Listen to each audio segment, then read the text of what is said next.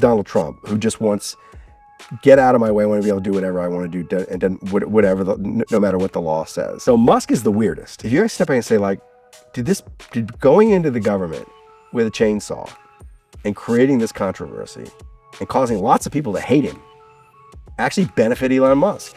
I don't think so. Among the things the Energy Department has kickstarted was Tesla. Tesla doesn't exist. Elon Musk's company doesn't exist without a loan from the Department of Energy. And you're taking advantage of an infrastructure that was provided to you, and be grateful for it. And Elon Musk clearly is not. Michael Lewis, hello. How's it going? I think it's going pretty well. Good to see you, Ollie. Likewise. Before we get into Who is Government, this fantastic tome as I hold it towards the camera, you published other books. A few. Tell us who you are. How would you like to introduce yourself? You know, when I'm asked by someone on an airplane what I do, I say I'm a writer. What kind of writer? I tell true stories. What kind of true stories? And at that point, almost always I default to the movies because nobody reads books. So I say I wrote, Moneyball the movie, or Big Short the movie, or The Blind Side, and everybody knows those.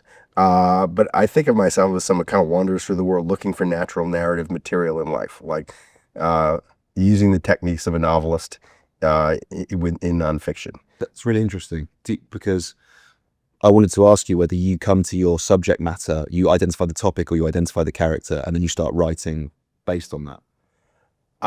It's funny. It can go either way. I have actually had situations where the character was so good, I just thought the rest will take care of itself. Just attach yourself to this character. It was Sam Bankman-Fried in a book called Going Infinite. And I didn't know what the book was about for the longest time.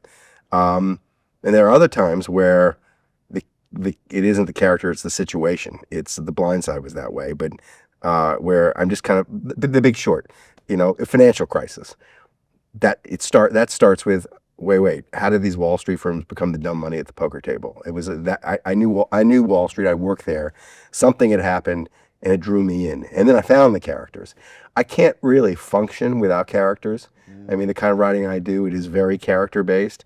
But sometimes I don't find the characters till later. Sometimes I'm attracted to a situation, and then the situation leads me to the characters. It seems very informed by the style of the new journalism, right? That you find totally. Yeah. There's also an old journalism. The new journalism. There's a real bullshit to the new journalism. Tom Wolfe sold a bill of goods he's the one who coined that phrase. Yeah.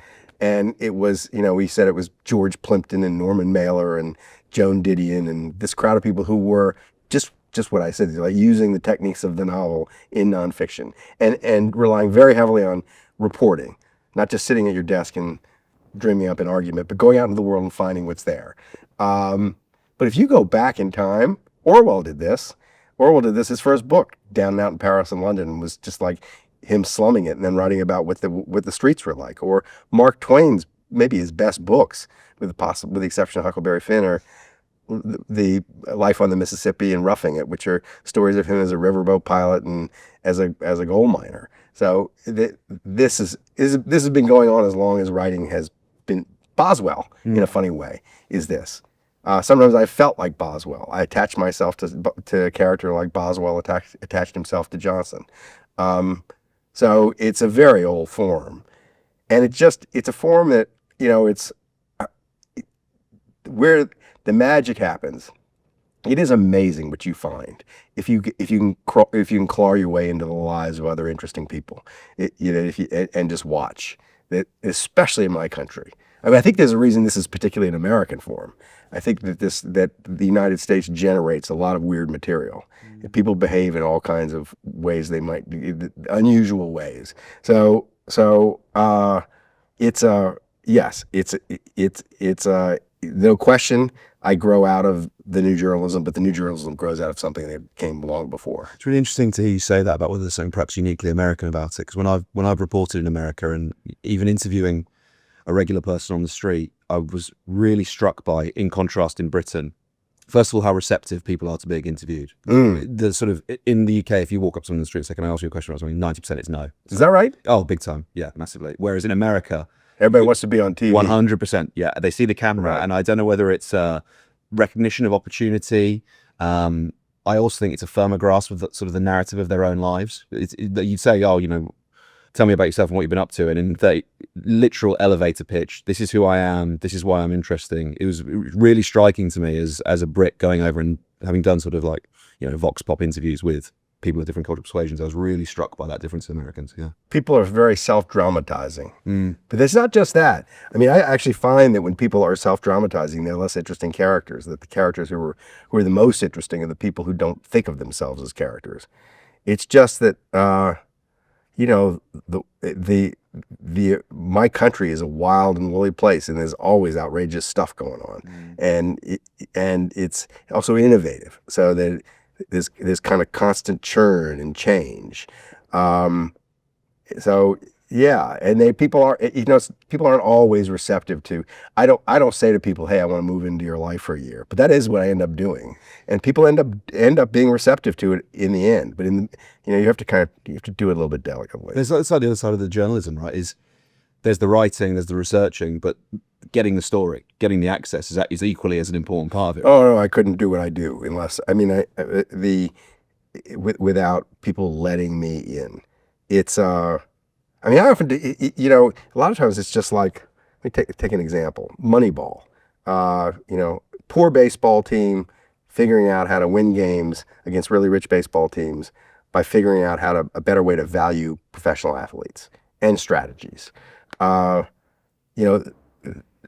could see what they were doing in the course of 2 or 3 interviews with the people who ran the place, but there wasn't really a story unless you got to know them really well and you could sit and watch them do what they did.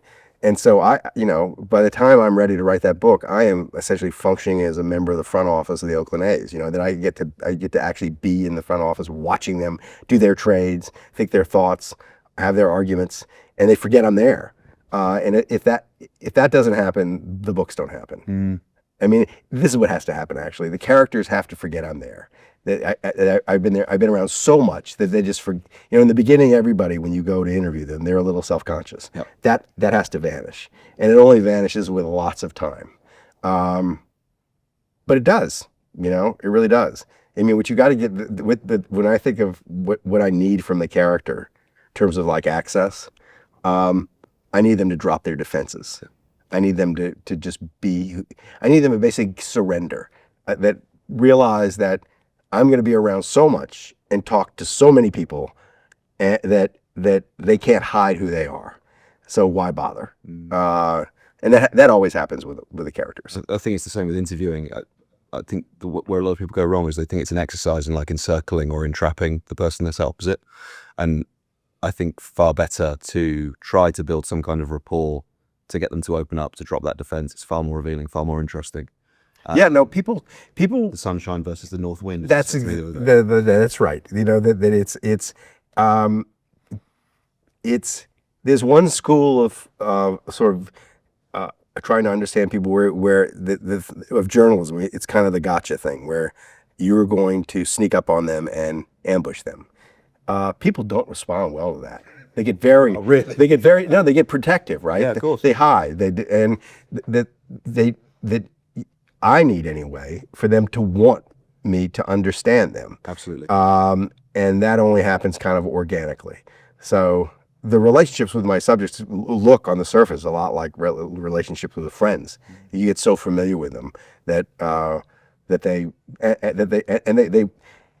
also, in the course of doing the work, they invariably figure out kind of a bit what I'm up to, and they don't want me to screw it up. You want them to kind of participate in it at some level. Yeah. The reason I was kind of asking about character and topic or subject matter is because in one of the essays, well, throughout this book, we're sort of meeting people who are public workers, people who are in public service, and then one, instead of dialing in on a person, dials in on an entire sort of department, institute, the IRS, the equivalent of HMRC here in the UK, and trying to treat, when you're editing it, are you trying to treat it in the same way? You're trying to treat this body, this institution, as a character? That I feel it's like a slightly woolly question. You see where I'm driving at though when I ask it? Yeah, well, so we had it was this in this book it wasn't just me, it was 6 other writers doing the same thing. And everybody had the brief, just go find a story in the government. Like the federal workforce is just way more interesting than you know. If you wander around, you'll find stories. And each writer kind of took a different approach. My approach, the characters I took, they were illuminating the departments they were in a bit, but it was much more like they were more dramatizing what is possible in government, I think, or some cases how it's not working. So they weren't intended. The pieces weren't intended to be portraits of institutions as much as portraits of people. Mm-hmm. With one exception, John Lanchester, our one English contributor, did a really cool thing and made his character the Consumer Price Index, which is just it's like how we measure inflation.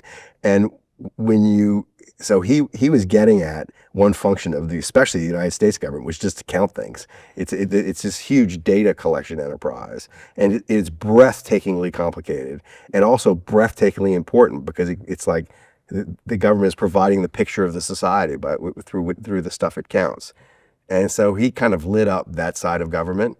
And I guess I did think that people were going in different places in the government, and all together that you get a kind of portrait of the whole place through the 7 different pieces. It might be useful for a British audience to kind of explain the sort of lean on the fifth risk a little bit and explain the insane scope of the federal government. Because when you say something like the Department of Energy, the name does not, it sounds quite innocuous. No, none of the names, almost none of the names of the various departments describe what the departments do very well. So the fifth risk. So it's an odd thing to take an interest in a way as a narrative nonfiction writer of the federal government. The way it happened with me is Trump just electrified the material. He came when he was elected the first time. The day after his election, he fired his transition team. He had 550 people waiting to go in and understand this enterprise. That had been a team that had been assembled by other people. Obama had prepared over 6 months with 1,000 people, prepared these great briefings of every place in the government. And Trump said, I don't need those. He said, in fact, he turned to Chris Christie, who was his man in charge of the transition, and said, we don't need to do this in an hour. We're so smart that in an hour we can figure out everything we need to know about the government.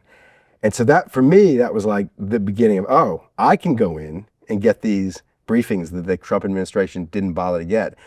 And I and the reader will know more about the government than the guy who's supposed to be running it, because he never bothered to find out. And when you take a place, my approach was, don't take the places that everybody kind of has a sense that they're important, like State Department, Treasury Department. Go into the more obscure agencies. And I started with the Energy Department. And you ask people, what does the Energy Department do in America? And they have no idea. Energy, oil, they don't know. In fact, Trump appointed Rick Perry, the former governor of Texas, because he looked like an oil man, to run the Energy Department.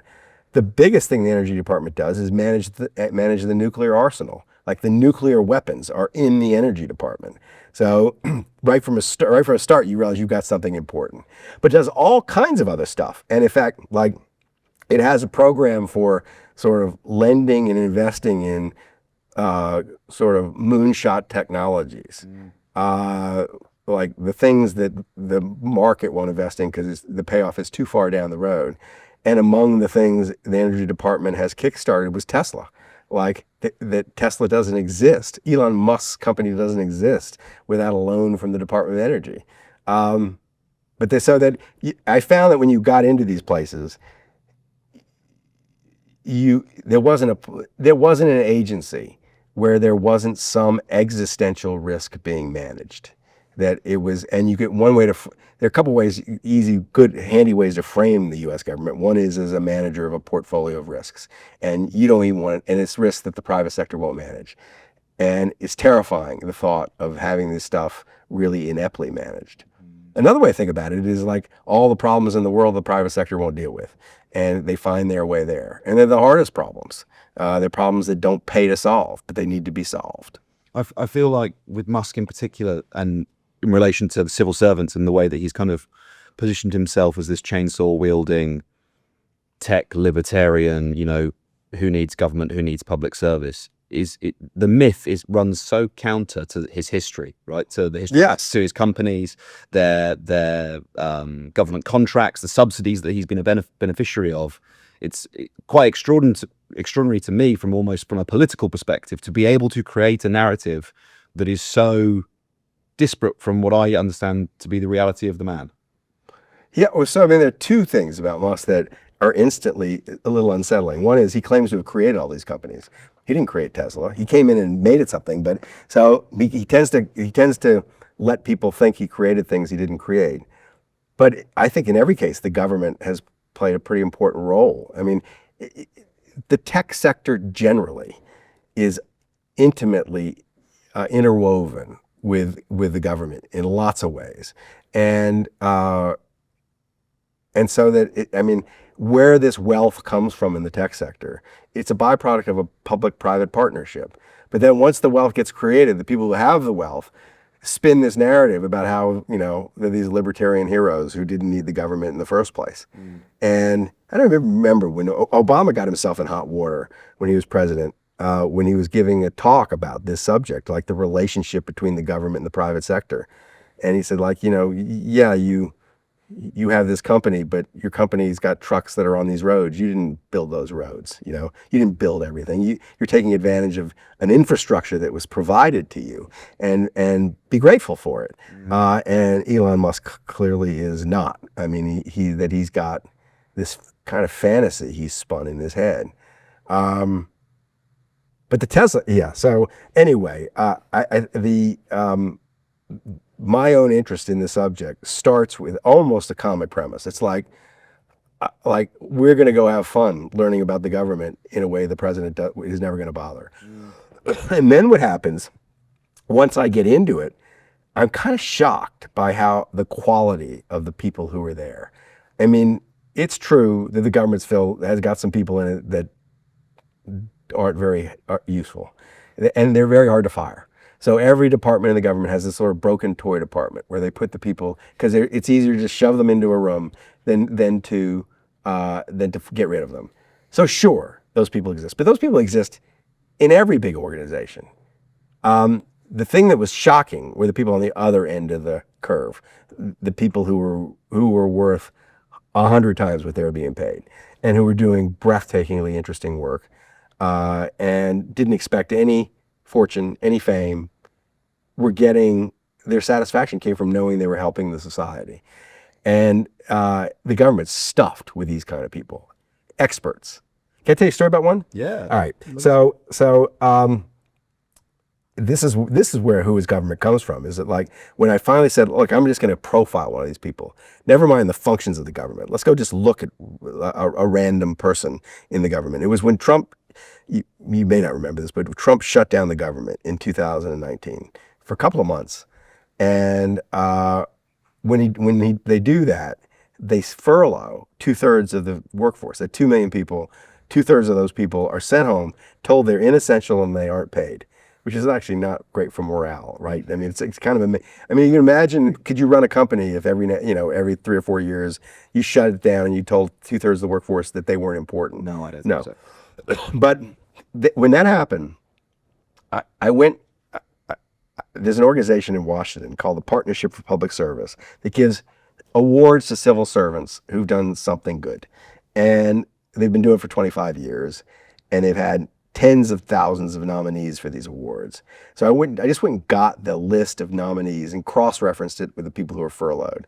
And so I had thousands of names of people who I might go write about who nominated for something, who have been told award and been told that they weren't useful. So I just took the top name on the list. It was an alphabetized list. His name is Arthur A. Allen, and I call him up and say, I just want to come write about like what you do. And it turns out this guy, randomly selected, and this is a lot like these profiles in this book, like randomly selected people, and you get to them, you're just amazed by what they've done. He's the lone oceanographer in the Coast Guard's Search and Rescue Division. He has been at it for 35 years, and in the course of his career, he's done a lot of interesting things, but invented an entire science about how objects drift at sea. if you're lost at sea, and Americans, this is particularly relevant to Americans because Americans have this unbelievable ability to get lost at sea. We are always doing it, and the Coast Guard's rescuing the number of people the Coast Guard rescues. You'd be shocked, but so objects drifting at sea. If you fall off the side of the boat and you're wearing a life preserver, you will drift differently than if you're not. You'll drift differently if you're on an upside down sailboat or if you're on a raft. And if the Coast Guard doesn't know how the object drifts, it can't really predict where they know where you've gotten into trouble, but they don't know where you've gone. They don't know where to look for you. This fact was dramatized for Arthur A. Allen soon after he got on the job, when he was just watching on the Chesapeake Bay the Coast Guard do its job, and he watched the storm come through, lots of people get in trouble, the Coast Guard rescue lots of people, and at the end of the day, there was a boat that was missing, and the boat it was a sailboat that had flipped upside down and it had a little girl and a mom on it, and it took them 16 hours to find them. By the time they found them, they were dead. And it was because they didn't know how that object drifted. They were looking in all the wrong places. So Art Allen sets out to throw all kinds of objects into the Long Island Sound and measure their drift and reduce it to mathematical formula. He puts the formula into the Coast Guard search and rescue software. A week after he does this, it's like 2007, a 300-pound man falls off the side of a Carnival cruise ship 80 miles east of Miami in the middle of the night. In the history of humanity, that person is just dead. Finding a person in the ocean, like, it just doesn't happen. As Art says, like finding a soccer ball in the state of Connecticut. But he'd studied fat man in the ocean, like how that drifts. And 6 hours after this guy goes off the side of the boat, they pull him out. And when they pull him out, it's like all these stories in the newspapers, like miraculous rescue, this kind of thing that never happened before. And all the focus is on those, like the guys who came out of the helicopter to pull this guy out of the ocean. No one asks, like, how do they know that? How do they know where to find him? And they knew where to find him because Art had studied it. That kind of expertise is all over the government. That kind of knowledge creation, all over the government, and it wouldn't happen outside the government. But where I got actually completely hooked with these government characters was when I was done. I spent 3 days with this guy, Art Allen, interviewed his wife and his kids, went to his office, went out into the Long Island Sound with him, learned all about the history of his work. After I'd spent 3 days with him, I was going back to the airport, and he calls my phone, and he's got this puzzled tone. He says, like, hey, you're a big time writer. And I thought I'd told him I was a writer. He still hadn't heard it. He says, my son says, like, you've written books that become movies. And he says, I said, yeah. He says, you're going to write about this? And I said, yeah. Why do you think I flew across country and spent 3 days asking questions? He said, I just thought you were really interested in how objects drift. And it was, I thought, like, this is the government expert, so in the weeds in the thing he does that he can't imagine that anybody would pay him attention, much less like make him famous. So kind of like naturally giving that he's willing to take a perfect stranger in for 3 days and teach him what he wants to teach him. And I thought, like, these people deserve our respect and attention. Like, find a way to find some more of these people and just show this is who these people are, because it's so radically, who Art Allen is so radically different from the stereotype of the government worker. If you say government worker to the typical American, they'll say kind of lazy, useless, wasteful, whatever. The guy was like the best among us and didn't expect anybody to recognize it. Still would go about his job and say, his work has saved thousands of lives. There are thousands of people who are alive today because of his work, who would be dead. And we've reached a point where the American population so misunderstands the people who work for the government that they'll allow Elon Musk and Donald Trump to go in and just abuse them left, right, and center, and not do anything about it.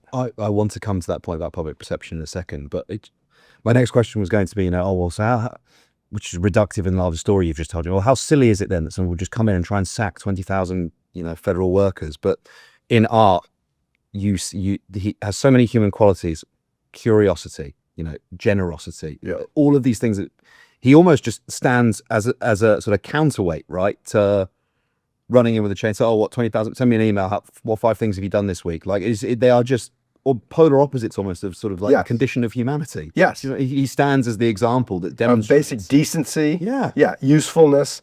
So it gets worse than that.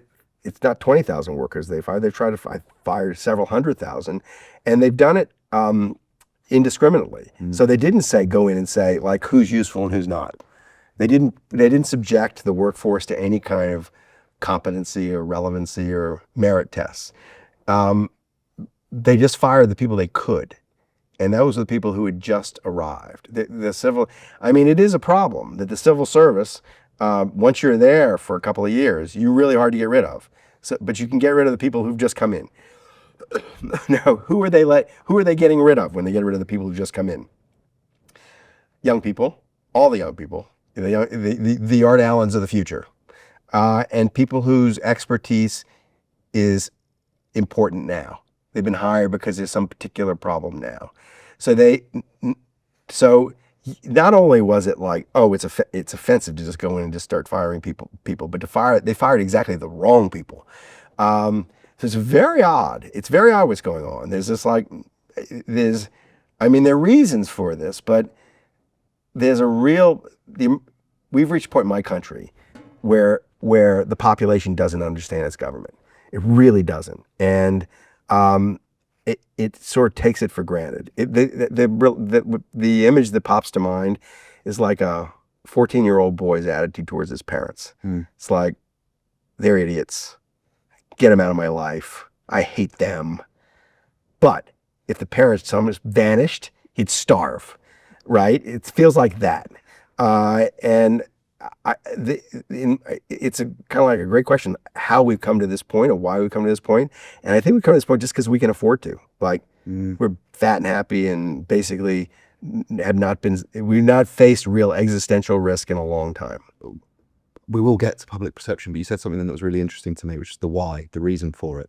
Because when you try to rationalize it, you go, okay, well, maybe it's political, maybe it's ideological, which again, actually, I don't think Musk or Trump particularly are either of them. That in a classic sort of small government, small state sense, we're going to just sack all these people because we don't think we are not statists.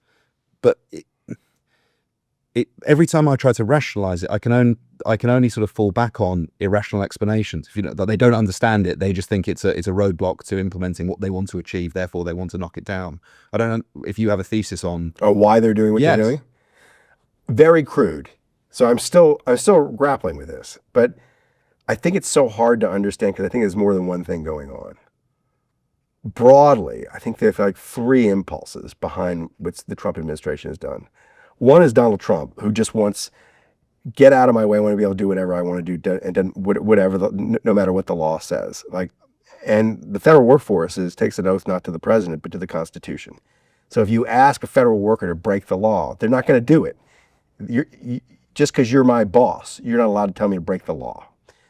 And so Trump, it's sort of like his natural impulse is to serve himself. And if he's president, he thinks this organization should exist to serve him rather than the American people. So it's reducing it to an instrument for his own personal ambition. That's one part of this movement. The second part of this movement, we haven't spoken his name, but there's a fellow named Russell Vought, who is the author of the Project 2025 tome, which was a libertarian manifesto for how to basically get rid of the federal government, get rid of it as much as possible.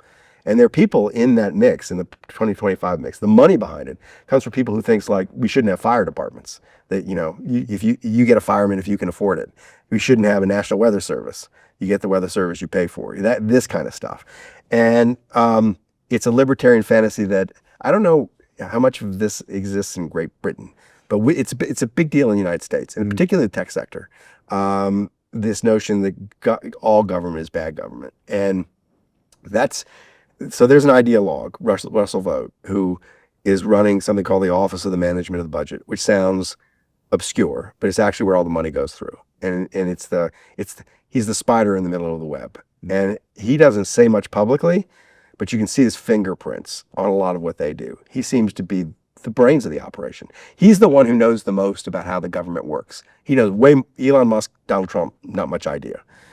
So he really knows how to disable things. And then there's Musk. So Musk is the weirdest, because if you actually step back, if you actually step back and say, like, did going into the government with a chainsaw and creating this controversy and causing lots of people to hate him actually benefit Elon Musk? I don't think so. I mean, he's like, well, it cost him $100 billion in the value of Tesla. As I say, everybody hates him. Nobody will buy his cars. It seems like much more trouble than it was worth. His is the hardest, it's sort of the hardest behavior to understand. If I had to guess what's going on there, and I'm just guessing, I don't know him, he's become so addicted to attention and celebrity, and it's a drug. He's got his drug issues, and this is another drug. He got off on being, in the White House, in the Oval Office, on camera every day. Plus, there is one other thing. He has lots of private interests in the government. The government regulates his businesses. So I think a side benefit, he thought, probably was to seize control of that, to rid himself of onerous regulations. But I think he made a miscalculation. And I think he's the least rational. Yeah, I know it's contested in the States, but certainly, from a European perspective, like, Europeans know what a Nazi salute looks like, and when they see someone do it, they're less inclined to buy their cars. And equally, your point about how much that movement is over here in the UK. And you've got this situation. I mean, I don't want to interrupt you, but no, you can't. Where it is really true in my country, what has happened with wealth and inequality, that we have a collection of people who've gotten very, very rich, and they are mistaken for being very, very smart because they're very, very rich. And they may be smart in some particular way, but there's this kind of misperception of their intellect or their abilities. Someone like Elon Musk is encouraged to think he's smart about everything, and that he knows what he's doing about everything. And he's got some narrow skills which are really misapplied when you go into the government. I don't think he actually has a very good idea how to run a large organization. I mean, he hasn't really done it. He subcontracts the running of Tesla to other people. He did go in and try to run Twitter, and that was a disaster. I don't think his approach to organizations is obviously a good one, but he's encouraged because he's made so much money to think that he knows a lot more than he does. Yeah, it's a genius myth, isn't it? And particularly, if the lights are still on at Twitter, ad revenue fell off a cliff, sacked 80% of the staff, but the app still, well, now it functions, but at the beginning there were a lot of bugs and it kind of sort of started ground to a bit of a halt, but now it does work. But the idea that the federal government, you can apply the same principle to the federal government and sack 80% of the workforce, because you're right. It's like, well, okay, so do we now know if there's a tsunami happening in the Pacific? Well, here's a specific case. Yeah. They sacked the people who ran the tornado early warning system. And after they did that, a tornado ripped through Kentucky and killed a whole bunch of people because they didn't get a warning. I mean, that's the kind of thing they're doing. So I think it is true that you can probably go into Twitter, fire a lot of people, make mistakes, like fire people who you shouldn't have fired, and just hire them back because you can pay them a whole lot of money to come back. You can subject them to all kinds of indignities because you can compensate them. You can't do that in the federal government. The pay is like shit, and no matter what. If you insult the very best people, they'll go off into the private sector and they'll make 3 times more money and doing more trivial things, but they just won't put up with it. And you also, when you start disabling things that the federal government does, who cares if Twitter goes down for a month? Does it matter? No. But if the tornado warning system goes down, people die. And There was no sensitivity to that. Having said all this, it is, and it hasn't been popular, right? It's not like Donald Trump's approach to the federal government is winning plaudits with the American people. His poll numbers are in the tank. People polled on this subject, like you approve of the ways running the government. They don't. I mean, there's some people who do, but mostly not. So it's not clear it's really worked. So it's a curious situation. It's like it looks like a lot of people behaving in ways that don't actually are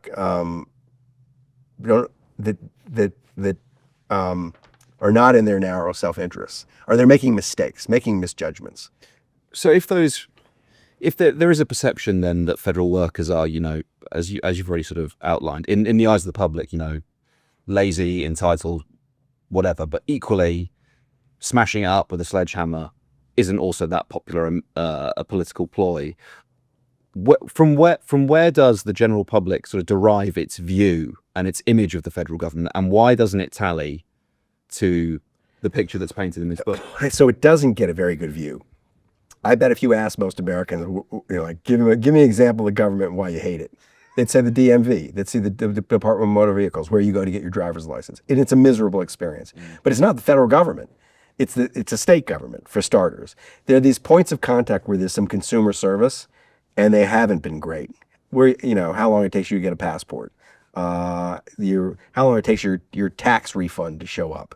There's some consumer service problems that are legitimate problems, and they tend to grow out of underinvestment in the government. I mean, so you starve the IRS of investment, and they don't have computers that are up to date, and the whole thing is slow and inefficient, and everybody gets pissed off. So there is that. It's not the fault of the workers. It's the fault of the population for not investing in the government, but still. But there's another thing that goes on, and it's a really curious thing, that our government, unlike your government, is run by political people. That there's a big fat layer of political appointees who come in with every administration and turn over within the administration. 4,500 people come in to run this thing. And mostly they don't know the organizations that they're put in to run. But they do control what the public sees of the organization. Like, usually someone like me has to work very hard to get to the characters in this book. Like if I call up in a normal times and say I want to talk to Arthur A. Allen, they call me back and say no. And it's the White House is running the communications, and their view is, I think, basically stories about the government that might inform the people, there's only downside for them. Like if it's a bad story, they look like incompetent. They look like, oh, we're supposed to be running this. And if it's a good story, like, oh, the government did something great, the federal workforce gets the credit, not the political people. So there is this kind of phalanx of communications people who prevent the stories from being told. It's like the government can't sell itself, can't explain itself. There's no money for a marketing campaign, with one exception, the military. So the military it's not an accident. The military has a higher approval rating than any other part of the government. The military is all over the television set advertising itself, and the rest of the government can't. So it's an environment in which misunderstanding just kind of grows. But it's also very easy to attack it because they can't respond.